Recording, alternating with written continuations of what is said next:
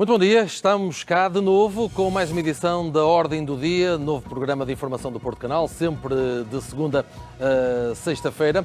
Um programa que analisa os assuntos que estão literalmente na Ordem do Dia e que analisa de duas formas. Desde logo com a análise e o comentário dos convidados que todos os dias estão aqui connosco em estúdio, mas para além disso queremos sempre ouvir a opinião dos portugueses, em particular das pessoas do Norte, sendo que somos nós que saímos da redação e vamos em direção às pessoas. Vou por isso dar nota de que o assunto que nos coloca aqui hoje a refletir é precisamente este que estamos a ver. Concorda com a Lei da Habitação? A pergunta é genérica, mas há muita matéria para, de facto, conversar sobre este assunto, que mexe, evidentemente, com milhares e milhares de portugueses. Ainda há momentos, no espaço de informação mais info, ouvíamos a nota de que o Presidente da República, apesar de estar de férias, vai analisar o diploma, que, recordo, foi aprovado em Conselho de Ministros no passado mês de julho e, portanto, é um assunto altamente marcante em termos de atualidade. Ora, vamos então à apresentação que fazemos sempre nos inícios, desde logo com o nosso convidado, que é o Francisco Bacelar, que vemos na imagem, que é da Associação de Mediadores de Imobiliário de Portugal e que cumprimento já, está aqui ao meu lado. Bom dia. Bom dia. É um gosto tê-lo aqui. Na imagem vemos igualmente a nossa Inês Veloso Durães, que vai ela própria sentir, como sempre, o pulsar das pessoas sobre esta matéria da habitação ou falta dela no nosso país. Dentro de momentos iremos partir então à conversa com a Inês e com as pessoas que nos vão acompanhar ao longo desta hora de programa. Antes disso, como sempre, uma primeira ronda de diálogo com o Francisco Bacelar. Mais uma vez, é um gosto tê-lo aqui. Esta é uma matéria, de facto, tem aqui muito sumo, embora sensível, porque a questão da habitação é uma questão altamente complexa e devia ser uma prioridade para todos nós. E por isso eu começo com uma pergunta muito simples para si, que depois vamos desenvolvendo ao longo dos nossos espaços de diálogo, que é qual é a opinião geral ou a visão geral que a associação que representa tem da maior parte das medidas que estão aqui colocadas em cima da mesa no pacote? Ora, muito bom dia, antes de mais, e obrigado pelo convite. A nossa visão geral, não podemos deixar de dizer que é mais para o lado positivo que negativo, porque é sempre melhor procurar fazer-se alguma coisa que não se fazer nada e manter-se a inação que se vinha mantendo há longos anos. Agora, é discutível as medidas que são propostas. Portanto, há casos de medidas que nós, obviamente, que apoiamos, embora haja aí uma grande confusão com uma série de medidas que foram propostas de uma determinada maneira, depois foram alteradas e agora foram aprovadas de uma terceira ou quarta maneira, já nem sei bem. E há outras medidas que manifestamente nós não concordamos e que achamos que não têm pernas para andar. Não vou bater no ceguinho do arrendamento forçado, porque já tanto se falou sobre isso, acho que não há muito mais a dizer. Acho que é uma coisa absolutamente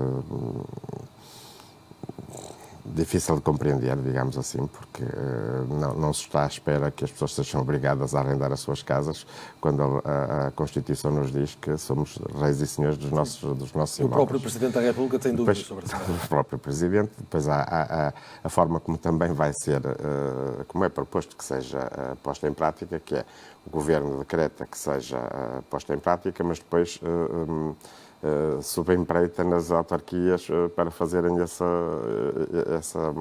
essa medida, para porem em prática essa medida. E muitas delas, como já sabem, disseram inclusivamente que não aceitariam fazê-lo. Portanto, temos aqui um grande imbróglio se isso for aprovado pelo Sr. Presidente da República. Vamos ver, agora temos que esperar, mas o que é certo é que em Conselho de Ministros tudo isso já passou, na Assembleia da República também foi votado favoravelmente e não era difícil de prever que sim, por causa da maioria absoluta. Por acaso tive a oportunidade de lá estar nesse dia no Parlamento e assistir. E pronto, e agora vamos ver o que é que vai acontecer. Não sei se há espaço de tempo para estar aqui a falar sobre as medidas em concreto, se calhar não é a altura certa.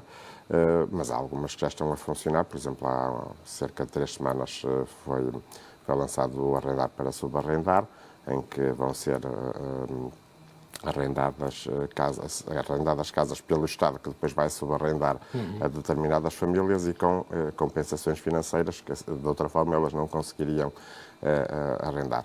É bom, eu tenho que concordar que sim, que é bom, mas só vão beneficiar 200 e tal famílias. E nós temos um universo de milhares e milhares de famílias que precisavam de uma outra solução. É um ponto de partida, mas não é suficiente. Mas não é suficiente, é muito, muito escasso, muito mesmo. Bom, nós vamos então, ao longo deste programa, conversar um pouco mais, mas como sempre, e é uma das marcas desta ordem do dia, queremos ouvir o que é que as pessoas têm a dizer sobre estes assuntos que marcam a atualidade, e ao longo destes programas temos de facto ouvido opiniões populares muito interessantes, várias delas, até posso dizer assumidamente que temos usado muitas dessas opiniões populares para nós próprios refletirmos aqui. E por isso, Inês, vou agora ao diálogo contigo. Bom dia, pela primeira vez no programa de hoje. Vamos então perceber o que é que as pessoas têm a dizer sobre a habitação em Portugal.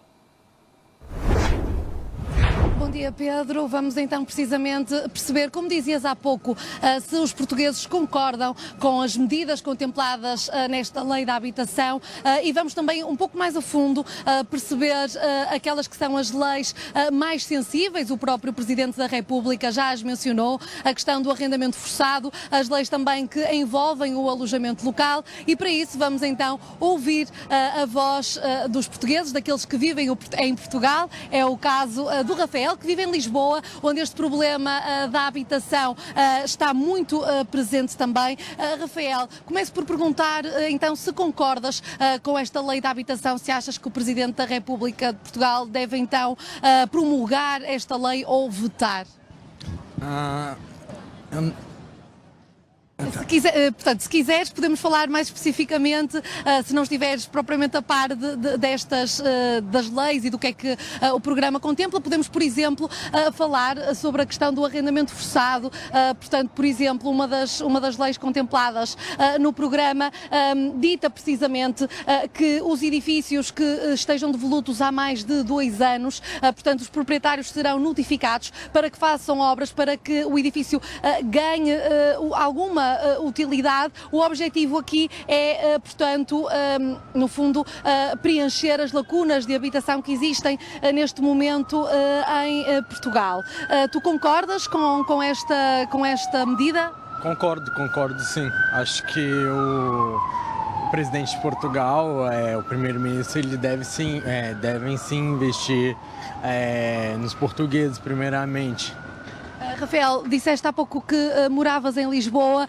Pergunto-te do teu caso pessoal. Tiveste dificuldade em conseguir habitação? Foi um problema com o qual te bateste? Achavas que as rendas em Portugal não seriam tão elevadas? Sim, tive bastante dificuldade em conseguir uma habitação, e eu conhecia Portugal antes de viver cá e era um país muito mais barato. Hoje os preços estão muito elevados. Uma renda é muito mais que um ordenado mínimo aqui. Então é um problema também que existe.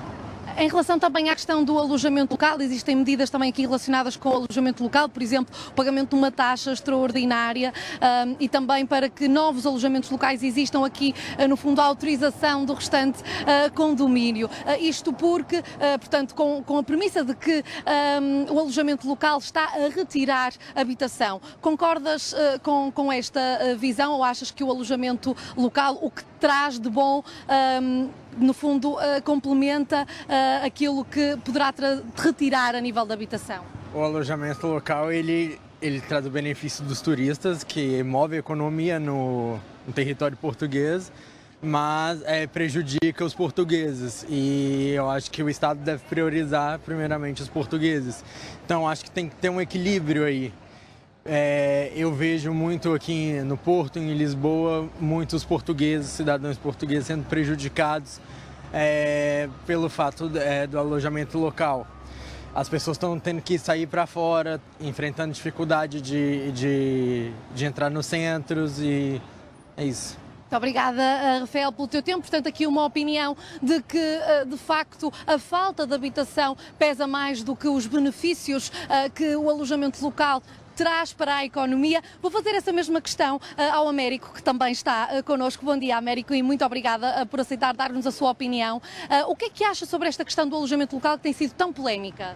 Assim, quanto mais houver, por exemplo, habitação aqui para o pessoal, melhor. Porquê? Porque no meu caso, fui obrigado, trabalho aqui no Porto, fui obrigado a ter que ir habitar para Penafiel. visto que lá as rendas são muito mais baratas que aqui, porque aqui realmente, para o trabalho que a gente tem, para o ordenado que a gente tem, não conseguia ter aqui uma habitação digna, como por exemplo, como tenho lá. E quanto mais houvesse habitações aqui, melhor, mas seria um passo mais importante para nós. Nessa procura de habitação aqui no Porto, deparou-se muito com esta realidade que o alojamento local estava a ocupar aquilo que poderiam ser potenciais habitações? Muito. Tudo que estivesse casas que o abandonam, seja o que fosse, passaram quase tudo para a habitação, para o alojamento local. E isso, claro, tirou parte da habitação normal que havia.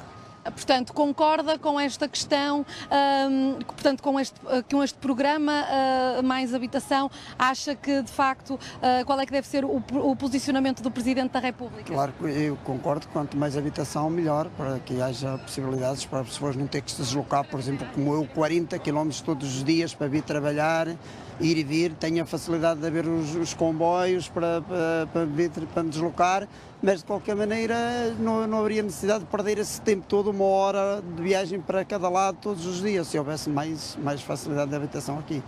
Hoje em dia, conseguir adquirir uma habitação e não arrendar é cada vez uma realidade mais afastada dos jovens. Qual é a sua percepção? Mais afastada, porque assim, hoje, por exemplo, compra-se uma habitação, está-se a propor que seja um tipo determinado até de prestação, depois os aumentos disparam como têm disparado e a pessoa é obrigada, se calhar, a ter pagado 2, 3, 4 anos tudo e ia ter que abandonar.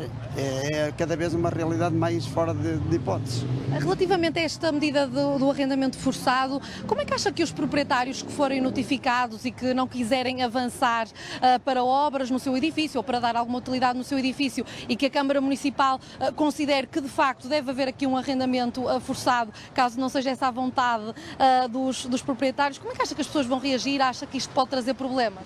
Acho que pode trazer problemas, porque assim, que as pessoas têm as suas coisas, muitas vezes podem não se querer estar a desfazer delas, podem não se querer estar à espera, que seja até para uma pessoa que imaginamos que tenha imigrado e que vai voltar e eles estão ali a aguardar um tempo para que essa pessoa venha de familiar ou assim para ficar com essa habitação e de momento ver-se obrigada, forçados a ter que se desfazer desse imóvel. Acha que vai ser uma medida difícil de pôr em prática? Vai ser difícil, não vai ser fácil. Mas concorda que deve avançar? E concordo que deve avançar se realmente não tiver um futuro para essa situação. Pode, se não tiver, assim, acho que é em vez de ser um imóvel parado, que dê a utilidade para alguma situação. Muito obrigada, Américo, também pelo seu contributo. Portanto, o que retiramos daqui são 2 opiniões favoráveis, do modo geral, a este programa Mais Habitação. Aqui a certeza em relação ao alojamento local, mas algumas dúvidas relativamente ao arrendamento forçado. Opiniões válidas, a primeira de várias que iremos ter ao longo deste programa. Como sempre aqui na Ordem do Dia, regresso ao diálogo com o Francisco Bacelar e faço aqui a ponto com uma das ideias que estavam a ser esgrimidas aqui por uma destas pessoas que falava connosco em direto, a questão do alojamento local. Do ponto de vista da associação que representa, o alojamento local ou estas novas modalidades turísticas são de facto um problema? Ou não? Não são coisas que navegam em sentido paralelo com a verdadeira necessidade de habitação e realmente não se cruzam, não criam problemas? Ora bem, é evidente que criaram problemas, não é? Isso é inegável, não se consegue desmentir.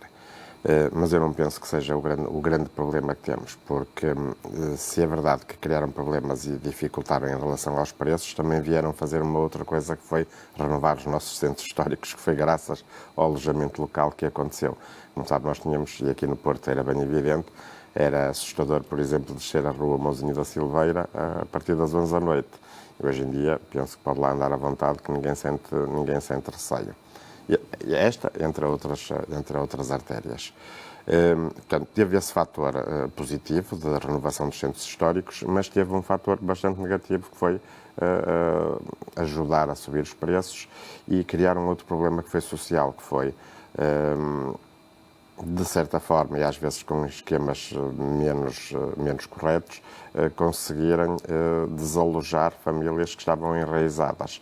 E ao fazerem isso também estamos a fazer um outro problema social também, que é deixamos de ter uma cidade habitada por portuenses, neste caso concreto do Porto, que é onde nós estamos, e passamos a ter uma cidade não habitada, mas frequentada maioritariamente por estrangeiros.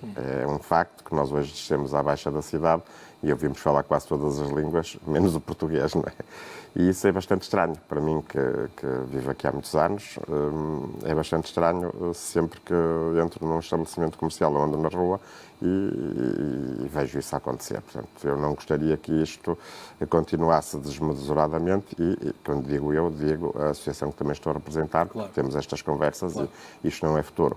Devemos ter uma cota sim, mas uma cota que não seja maior do que a dos residentes e que descaracterize o centro das nossas cidades, as nossas gentes, as nossas culturas. E neste momento isso está a acontecer e isso é triste. Ou seja, há aí uma gestão que tem que ser feita com um certo equilíbrio, que é o lado positivo. Por exemplo, deu o caso da requalificação dos centros históricos e que de facto são uma mais-valia, evidentemente. Mas depois podemos ou não ter o risco de, pelo facto de aumentar a procura internacional, digamos, de clientes internacionais, há o risco, por exemplo, de aumentar também a especulação e os preços dispararem? Exatamente, há esse risco, não houve essa realidade e o que acontece é que neste momento os portuenses ou os portugueses, se extrapolarmos para o resto do país, nestes centros históricos não conseguem encontrar residência a preços que possam pagar, não conseguem.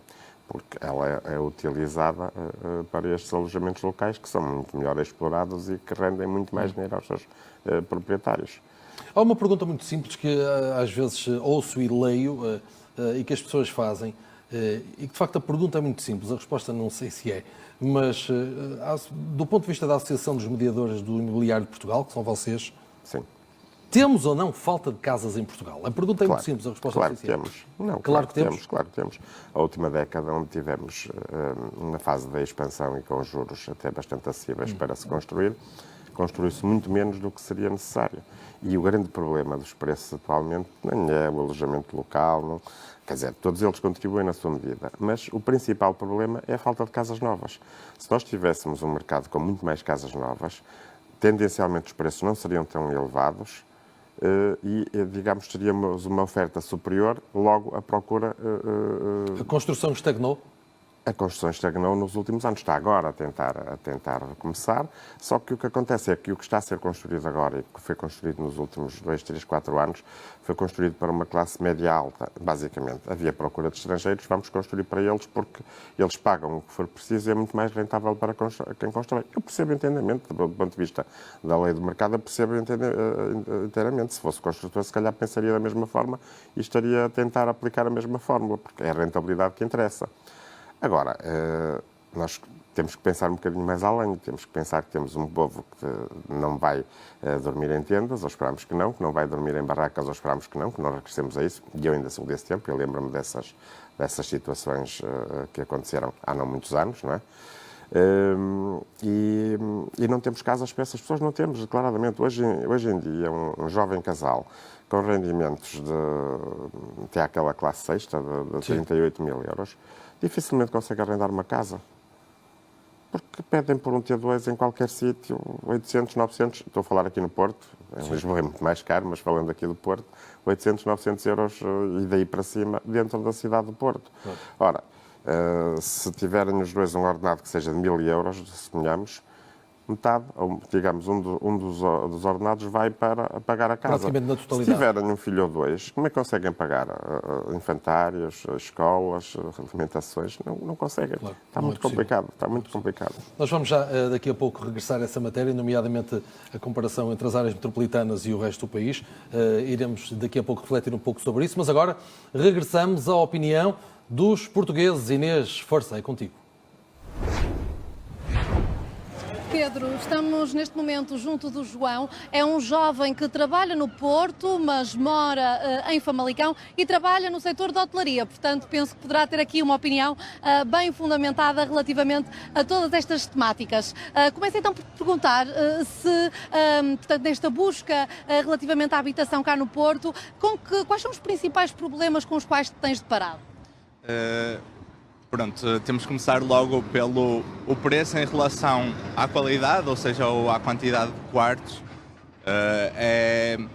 O negócio está completamente tomado conta pelo alojamento local e isso cria uns preços completamente impossíveis para portugueses.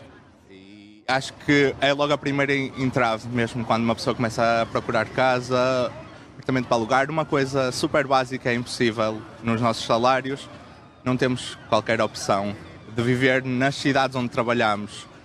Relativamente a essa questão do alojamento local, trabalhas na área do turismo, portanto tens uma real percepção de qual é que é o contributo dos turistas para a economia portuguesa. Portanto, como é que se pode fazer este balanço das medidas, no fundo aqui, que pretendem, não digo no fundo penalizam o alojamento local em prol da habitação? Concordas com este tipo de medidas? Sim, claro que vai ter que haver um balanço, também é uma coisa muito importante para a nossa economia, o turismo, mas tem que haver uma segurança para a nossa população. Também acho que os turistas virem cá e terem tudo, pronto, têm possibilidade de estar cá e estar bem alojados e tudo, mas verem a população a sofrer também, acho que não é a melhor imagem do nosso país. Acho que poderia enaltecer o turismo, a nossa população estar mais bem cuidada. Bem, pergunto também, tendo em conta estas duas opiniões que já nos deste, se concordas, portanto, qual é que achas que deve ser o posicionamento do Presidente da República em relação a este programa, a este conjunto de medidas que formam a Lei da Habitação? Sim, na minha opinião, acho que isto é uma coisa a apoiar, aos constituintes do Presidente, são as pessoas que ele está a representar e por isso, sim, isto é um assunto que a maioria do país sofre muito e por isso, sim, acho que o apoio dele é importante, ele dar a sua voz neste assunto. Moraste fora de Portugal, como me dizias há pouco, que principais diferenças é que detectaste em relação a esta temática da habitação? Sim, é assim, o que nós estamos aqui a experienciar em Portugal acontece muito também noutros países, principalmente com o turismo. Eu estive na Islândia, onde acontece o mesmo, mas pronto, o salário que eu conseguia ganhar lá permitia-me, por muito que o mercado está mais caro em todo lado, o salário lá permitia-me ter habitação, o que não acontece aqui. Muito bem, e só mais uma questão, não sei se tens conhecimento relativamente a essa temática, mas pergunto-te sobre os jovens que ingressam no ensino superior, que não têm vaga numa residência universitária. Este problema da habitação torna-se ainda mais significativo? Achas que pode impedir o ingresso no ensino superior quando os estudantes têm que se mobilizar para uma outra cidade que não a sua? Sem dúvida, tenho muitos casos até de colegas que pararam a Universidade a meio porque já não tinham disponibilidade monetária para estarem a alugar numa casa. Às vezes, mesmo os cursos que queremos ou a possibilidade que temos de ir para um curso é numa cidade fora de onde vivemos e pronto, mais uma vez não há possibilidade, não tendo uma residência, também são bastante limitadas, dependendo do sítio, é impossível. Mais propinas e tudo torna-se uma despesa impossível. Obrigada, João, pelo teu contributo. Portanto, aqui duas ideias, Pedro, que retive desta opinião deste jovem que trabalha no setor da hotelaria, já trabalhou fora de Portugal e aqui a grande diferença é as rendas estão elevadas em vários países. A grande diferença é se o salário que as pessoas oferem tem capacidade ou não para cobrir o valor dessa renda e depois deixar a nota também sobre esta questão, sobre este tema dos estudantes universitários, que também é um tema muito sensível, como conseguir a habitação no caso de se terem de se deslocar da sua cidade, onde habitualmente moravam, para tirar um curso superior e portanto, este testemunho de que existem jovens que se veem obrigados a desistir da sua educação por conta da habitação. E esse é, infelizmente, um problema que, aliás, não afeta apenas a habitação. Há muitos casos de jovens do ensino superior que abandonam, isto está efetivamente confirmado e verificado, abandonam o ensino superior porque não têm dinheiro para as propinas, ou para a alimentação, ou deslocação, ou até habitação. Esse é um problema grave que afeta muitos jovens em Portugal. Mas regressando aqui ao diálogo com o Francisco Bacelar, este jovem, nem de propósito, dizia que viveu na Islândia, e toca aqui num aspecto que é um dos grandes problemas do nosso país. Costuma-se dizer, e é verdade, que Portugal é um paraíso para quem tem dinheiro. Nós temos tempo maravilhoso, gastronomia maravilhosa, temos paisagens, temos tudo, mas é para quem tem dinheiro, efetivamente. E aqui nós temos uma realidade que não é compatível. Os elevados preços das habitações, sobretudo as novas habitações, como falava há momentos, para a tal classe média-alta, e os baixíssimos ordenados. Isso é um problema de fundo. Esse é o maior dos problemas, diria eu, porque nós sabemos que lá fora, nas grandes cidades europeias, os preços das habitações, em arrendamento ou em compra, também são elevados. No entanto, os salários são compatíveis com isso e as pessoas conseguem comprar. Aqui claro. não. Há proporção, aqui não há proporção. Aqui não há proporção. E enquanto no final do século passado nós tivemos, por exemplo, para quem, mesmo já na altura havia dificuldades no arrendamento, mas havia a alternativa da compra com aquele empréstimo com bonificação de juros. Nós agora não vamos voltar para isso, esse é ponto assente, ninguém está a falar nisso e se calhar também não é a solução ideal, mas nessa altura as pessoas conseguiram comprar e muita gente conseguiu comprar casa. Portanto, eu não digo que voltemos à bonificação de juros, mas temos que voltar a qualquer situação que permita mudar a situação atual. Porquê? Porque atualmente, nessa época, portanto, conseguia-se um empréstimo a 100%, que eu não aconselho. Porque depois houve os abusos e por isso muita gente depois ficou sem casa, porque já que se conseguia os 100%, já agora dava jeito de comprar um carro, já agora dava jeito de mais não sei o quê, e conseguiu-se, através de alguns estratagemas, famílias conseguiram comprar tudo e mais alguma coisa sobre a capa da compra da casa. Quando os juros aumentaram, as dificuldades apertaram, não tinham capacidade financeira, até porque passavam em muito a taxa de esforço. Essa taxa de esforço agora está limitada e bem, tem que ser. Se não for assim, as pessoas têm tendência, o próprio cidadão tem tendência a abusar das facilidades que lhe são concedidas. Portanto, aí tem que ser um ponto assente. Agora, tem que haver algum apoio, chamemos-lhe bonificado, chamemos-lhe outra coisa qualquer, do Estado, ou então construção massiva de habitações, que se pensou e que se pensa que vão ser feitas agora com o PRR, com aquelas 26 mil habitações que estão para ser feitas, mas que na prática estão muito atrasadas e sabe-se lá quando é que vão ser concluídas. E mesmo assim é uma gota d'água no oceano para as necessidades. 26 mil habitações é uma gota d'água no oceano. Não é nada. Nós precisamos de muito mais.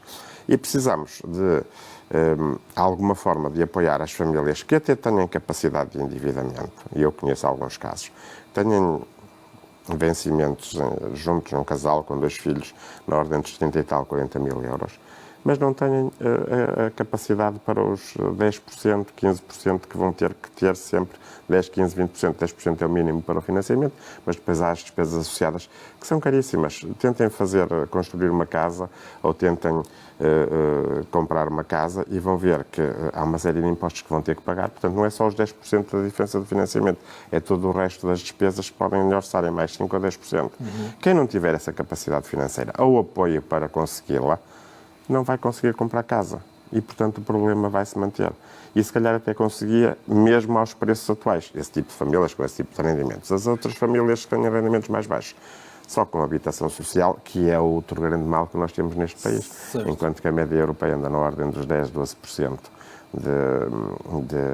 de habitação social, mas lá é habitação social, mas é uma habitação condigna, é uma habitação média como a que nós podemos hoje comprar aqui, numa classe média normalíssima. Aqui não, aqui se constrói habitação social, durante muitos anos construiu-se bairros. E isso cria-nos um outro problema, que é a segregação, que cria uma série de problemas que vêm por aí fora e que não ajudam nada a fazermos o país crescer e o país ter outro tipo de cidadãos mais instruídos, mais capazes, que os temos também e andam a fugir lá para fora, como ainda hoje vi nas notícias, acho que 128 mil formados migraram para o estrangeiro. Porquê? Aqui não ganham o suficiente, apesar da formação que têm. Certo. Lá fora ganham mais e conseguem pagar a casa e conseguem viver felizes.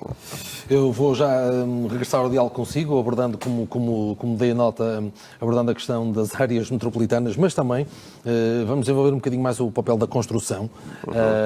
Mas antes disso, Inês, mais opiniões válidas como as que tens tido até agora. Pedro, estamos junto à estação de São Bento, uma zona onde passam muitos turistas, onde também esta questão do alojamento local salta à vista, e connosco está Clarice, que trabalhou muitos anos, como me disse, nesta área do alojamento local. Acha que de facto o alojamento local está a retirar a possibilidade de habitação aos portugueses? Sem dúvida, não tenho dúvidas sobre isso. E acho péssimo. Por um lado acho bom, mas por outro péssimo também não darem oportunidade aos jovens de virem morar para a Baixa, porque não ouvimos falar português, apenas língua estrangeira, não é? Portanto, concorda com estas medidas que versam precisamente sobre o alojamento local, que o pagamento de uma taxa extraordinária, também para que hajam novas licenças nestas zonas mais urbanísticas, fora do interior, que, portanto, seja necessário uma autorização do condomínio para emitir uma licença de alojamento local? Concorda com estas medidas que, no fundo, dificultam a vida a quem tem um espaço de alojamento local? É assim, quando é um prédio em si inteiro, não acho inconveniente nenhum darem autorização para alojamento local. Agora, quando é num apartamento único, num prédio, é um bocado complicado, porque não há privacidade, há muito barulho, há uns inconvenientes quando é apenas um apartamento num edifício. Falou há pouco sobre a questão do arrendamento, aliás, eu é que falei há pouco, peço desculpa, sobre a questão do arrendamento forçado, e pergunto-lhe também a si sobre esta temática. Concorda que, em último cenário, em determinados casos, edifícios que estejam devolutos há mais de 2 anos, que seja, portanto, aqui que haja esta notificação dos proprietários para que deem usufruto ao seu edifício, e no caso da Câmara Municipal considerar que de facto é necessário aquele espaço para habitação, e os proprietários, portanto, não acederem a essa notificação de darem uso ao edifício, aí sim entra em cena o arrendamento forçado. Concorda? Não sei se o alojamento local se não seria mais proveitoso arranjarem o prédio e alugarem, portanto, às pessoas que têm necessidade, porque há muita necessidade, os filhos estão a voltar para a casa dos pais e, portanto, não há futuro para os jovens. Portanto, concorda mais com as medidas do lado do alojamento local do que propriamente com esta questão do arrendamento forçado? O arrendamento forçado diz respeito a alugarem a pessoas, certo? E edifícios que estejam devolutos há mais de 2 anos? Eu acho que seria proveitoso mais para a sociedade alugar a pessoas, a jovens, portanto, esses edifícios, esses apartamentos que seriam depois reabilitados, não é? Porque eu acho que já há demasiado alojamento local também, não sei se tenho razão, se não tenho sobre isso, não é? Falava há pouco dos jovens, está sensível para com essa temática. Há dias saiu um estudo que dizia que hoje em dia, para conseguir comprar casa, é necessário ter aqui uma poupança de pelo menos 20 mil euros. Esta é uma realidade possível para os nossos jovens? Não é possível, tanto que eu tenho 3 filhos e sei a gravidade da situação. Há muitas situações agora de separações e há muitas pessoas a viverem até juntas porque já não têm uma vida em comum, exatamente por causa disso, não têm facilidade nem arrendar nem comprar.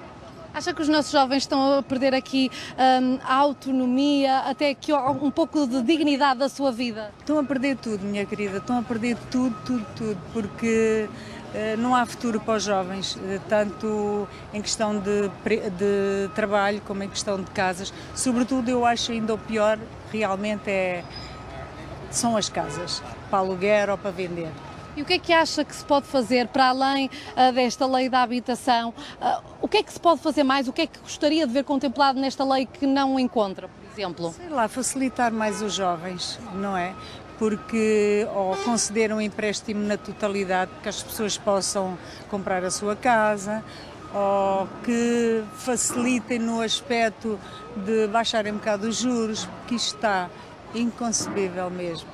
para os jovens. Muito obrigada por mais um testemunho.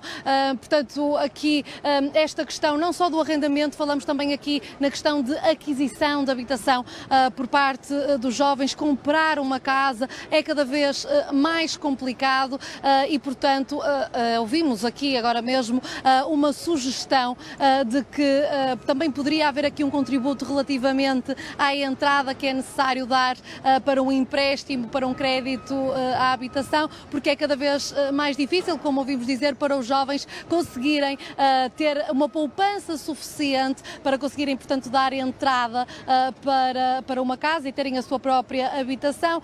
E como ouvíamos há pouco a Clarice dizer-nos, é cada vez mais comum o cenário do regresso para a casa dos pais, por não ser possível comportar os custos associados a uma habitação hoje em dia.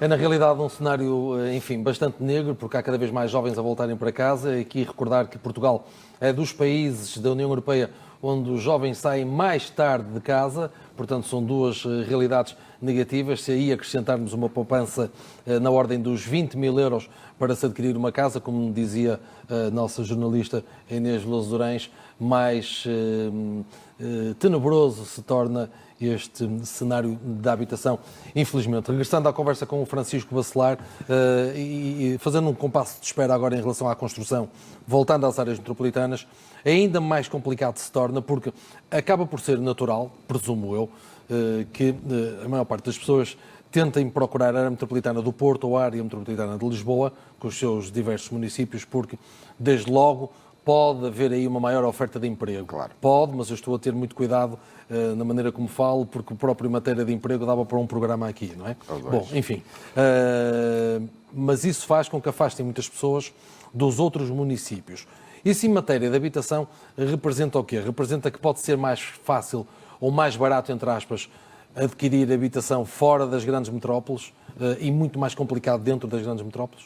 Sim, sem dúvida, isso sempre aconteceu, não é? E isso tem a ver com o fator procura sempre.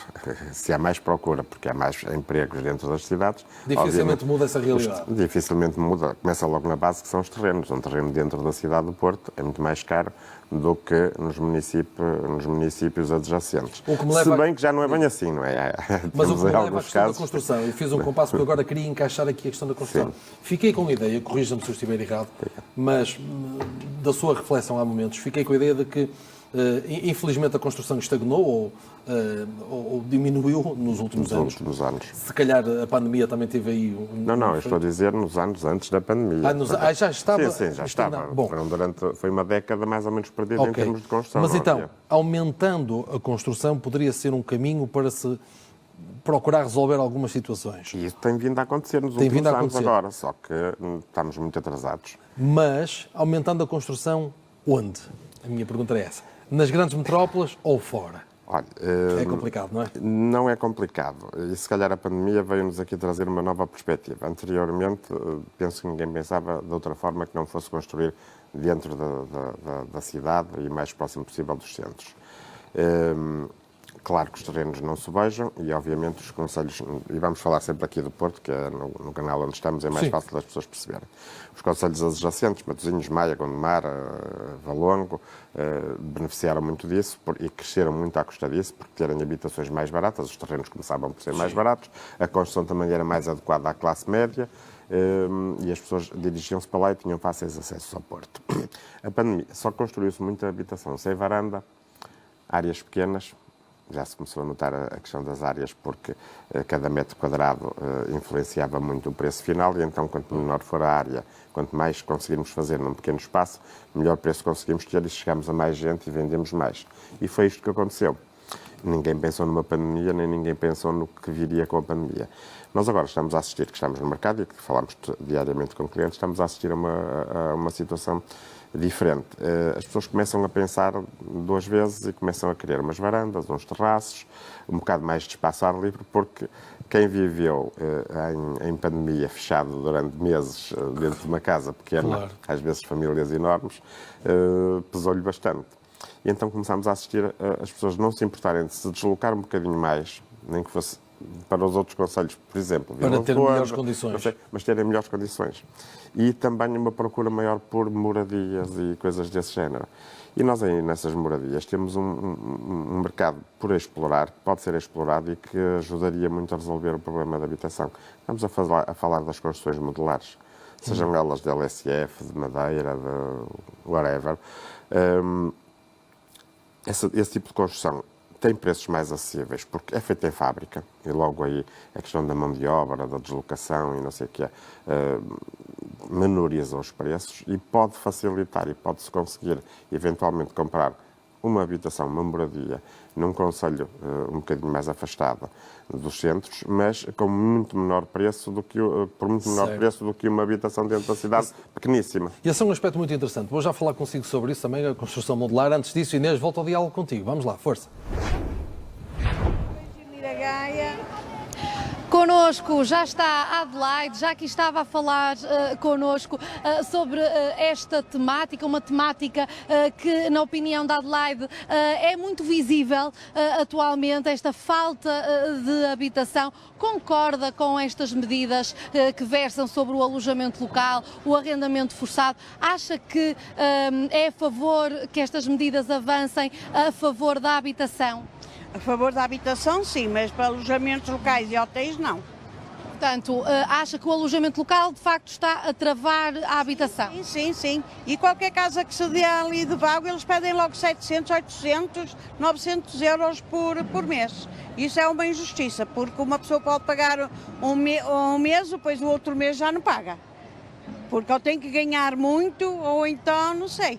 Mas que aqueles que esvaziaram Miragaia, esvaziaram e toda a zona de Miragaia está tudo em alojamento local. E hotéis. E então como é que acha que os nossos jovens podem contornar este problema, conseguir uma habitação nos dias de hoje? Não sei, isto é muito difícil, está muito difícil. Se o governo não botar mão a isto, trabalhar com estes alojamentos e os hotéis, não sei como é que vai ser, não sei no que é que a gente vai parar. Então acha que a principal causa é mesmo este tema do alojamento local? Sim, sem dúvida, sem dúvida. E, por exemplo, qual é que é a sua opinião relativamente aos edifícios que estão devolutos, que podiam também dar lugar à habitação? Acha que também deve haver aqui um arrendamento forçado? Sim, ajeitarem as casas velhas, sim, para os jovens e para pessoas tornarem a viver lá, mas com um arrendamento acessível, sobre aquilo que a pessoa pudesse pagar, não exagerar no arrendamento, não exagerar, porque eles levam muito dinheiro, mesmo lá embaixo, tem Miragaia, uma casinha pequenina, pedem logo 750 euros. As rendas estão desproporcionais. Tá. Relativamente a esta temática do arrendamento forçado, estávamos há pouco a falar e só recuperando a sua resposta, mas acha que o Governo deve intervir, acha que estes proprietários que não dão uso a um determinado edifício devem de facto ser notificados para que deem usufruto a um espaço que está degradado, que está devoluto? Sim, para poderem arranjar, o Governo havia de dar mão nisso e ajudar o proprietário, obrigá-lo a fazer a obra para haver mais pessoas para morar, para habitar. E não acha que essa medida pode ser difícil de colocar em prática? Há, por vezes, edifícios que têm vários proprietários, pode ser difícil chegar a um consenso? Às vezes é esse o caso. São herdeiros e não chegam a um acordo. Todos querem, não chegam a um acordo, mas o Governo havia de pôr mão nisso. Bem, muito obrigada, Adelaide, pelo seu contributo. Passo então agora aqui para a opinião da Lúcia. Lúcia, também acha que de facto há aqui uma grande dificuldade em conseguir habitação nos dias que correm, quer seja por arrendamento, quer seja para comprar uma casa? É difícil hoje para comprar uma casa, é quem tem muito dinheiro para reduzir a casa, para alugar 700, 1000, ninguém pode pagar essa renda. E tirar as pessoas de casa, que é para alugar mais caro. As pessoas dormir na rua e não tendo onde morar. Está a falar da situação em que os proprietários acabam por terminar o contrato com os inquilinos para que possam praticar uma renda mais elevada, é isso? Eu acho que devia baixar a renda, mas não há casa, filho, não há casa. Para lugar tem que ser 1.800, 900. Ou alguém que aluga a casa, depois renda os outros, põe 3 ou 4 e leva dinheiro. Isto não está certo. Não. E sobre as medidas que o Governo, portanto, que existem neste momento do programa Mais Habitação, esta questão que falava há pouco com a Adelaide sobre o arrendamento forçado, sobre o tema do alojamento local, concorda com estas medidas? Não, eu acho que o Governo deve tomar uma decisão, mas também muita coisa, não sei se o Governo dá. Para si, qual era a decisão mais óbvia? Alugar a casa mais barato e acabar com esses hotel, não é? Ok, muito bem, muito obrigada. Obrigada por mais uma opinião. Portanto, esta questão das rendas, será que deveria existir aqui um limite para as rendas que estão praticadas no mercado? Foi no fundo aqui esta opinião que a Lúcia acabou por deixar quando mencionava o preço, neste momento o valor que as rendas têm atualmente e também não deixar de mencionar este tema dos proprietários que acabam por terminar, por despejar inquilinos porque querem praticar rendas mais elevadas e as pessoas acabam por ficar sem um teto. Última intervenção no programa de hoje, da Inês Veloso Durães, o que me leva para a última pergunta que vou fazer ao nosso convidado que me acompanha em estúdio hoje, da Associação dos Mediadores do Imobiliário de Portugal, é o Francisco Bacelar. A última pergunta que lhe faço está relacionada com o seu último argumento comigo, que era porquê que as construções modulares podem ser uma bela alternativa para quem conseguir também, atenção, sim, para quem conseguir. Ora bem, desde logo pelo preço, mas se calhar o principal fator é a sustentabilidade, porque todas elas, as construções modulares que estou a falar, a LSF, a madeira, são muito mais sustentáveis do que a habitação tradicional, em cimento, mas sobretudo a rapidez de execução, porque é feita em fábrica. É como construir um carro. É tudo feito em fábrica, está tudo desenhado, pré-desenhado, tem a arquitetura, vai à máquina, corta com as medidas certas e depois vai ao local e encaixa. O que é que precisa? Precisa de uma base de cimento e a partir dali a casa é encaixada em 2, 3, 4, 5 semanas, depende do tipo de construção e da localização. E a durabilidade? A durabilidade, eu diria que é superior à do cimento, por muito estranho que pareça. Por exemplo, em madeira. A madeira é muito mais resistente ao fogo do que o próprio cimento. O cimento tem vigas de ferro por dentro. Se a temperatura for elevada, o ferro derrete. A madeira começa a queimar por fora, mas é muito lenta a combustão. Se for madeira tratada, obviamente, estamos a falar, neste caso tem que ser pinho nórdico, naturalmente, não é? Começa a combustão por fora e muito lentamente. Nesse período chegam os bombeiros, apagam tudo e aquilo mantém-se tudo de pé. Ok. Isso é uma nova opção, efetivamente, é uma nova opção, que é muito usada em países como, por exemplo, o Reino Unido ou o Canadá, mas que aqui em Portugal ainda não é muito bem conhecido. Ainda não é muito bem conhecido, mas se as pessoas começarem a conhecer e começassem a investigar, chegavam à conclusão que conseguiam o mesmo tipo de habitação ou melhor, por muito menos dinheiro, com muito maior rapidez e muito mais sustentável do que a construção em cimento. Pronto, já nos deu aqui uma informação, isto também é o nosso papel, informar as pessoas. Francisco, muito obrigado por ter sido o nosso convidado no programa de hoje da Ordem do Dia. Foi um gosto recebê-lo, muito obrigado, até à próxima. E assim concluímos este programa, hoje dedicado à habitação. Estamos aqui, já sabe, de segunda a sexta-feira, sempre atentos aos assuntos que estão na ordem do dia. Por isso, como é de segunda a sexta-feira, estamos de regresso na próxima segunda-feira. Dentro de momentos, atualização da informação aqui no Porto Canal, por isso, continue na nossa companhia.